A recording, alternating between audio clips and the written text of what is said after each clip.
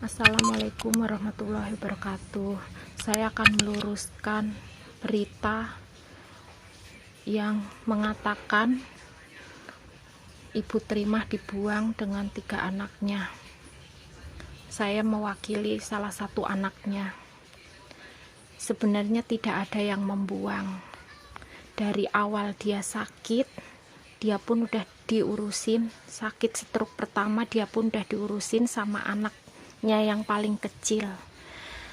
Tapi di situ dia selalu bikin ulah, setiap hari berantem sama mantu dan cucunya. Sampai adik saya bingung harus bagaimana. Akhirnya dia sembuh, dirawat sampai bisa berjalan lagi. Dan saya tanya maunya apa. Kata Ibu Trimah mau ikut anaknya yang laki-laki. Akhirnya saya antarkan ke anak yang laki-laki. Di situ pun dia selalu berantem sama menantunya, selalu bikin ulah. Akhirnya adik saya yang laki-laki pun tidak kuat. Dan saya pun tidak mungkin bisa merawat dia, karena dia juga sudah bikin sakit hati suami saya. Dan suami saya mengancam kalau saya mau ngurusin orang tua saya silahkan, tapi dia akan angkat kaki sama anak-anak saya dari sini. Saya bingung. Akhirnya saya minta bantuan adik-adiknya dia, adik-adiknya Ibu Trimah.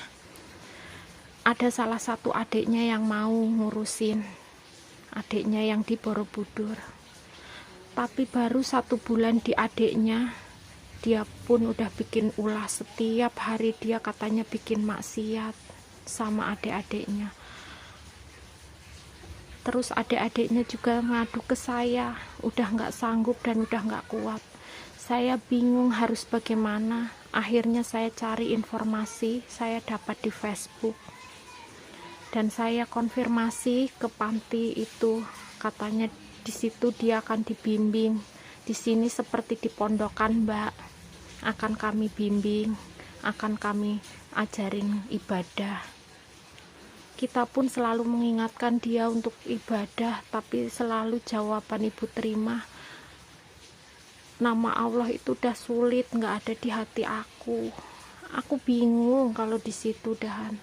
Terus terpaksa aku anterin ke sana. Tapi di dalam hati kecil saya nggak ada anak-anaknya yang membuang.